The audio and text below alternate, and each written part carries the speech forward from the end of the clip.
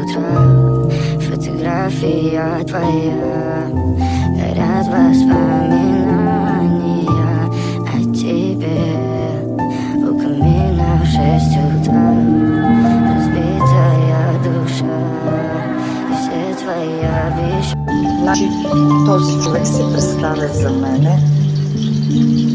Аз сега съм къщи, върши си кефтенца, така да се каже. Той няма да дигне, защото ползва моя профил, моите снимки.